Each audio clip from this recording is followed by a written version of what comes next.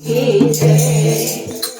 भजन गा रही हूँ। अपने शरीर के ऊपर भगवान ने जो दी है माटी अपने काम में नहीं लगाई, उसका भजन गा रही। सभी भक्तों लाइक करना, शेयर करना, सब्सक्राइब करना।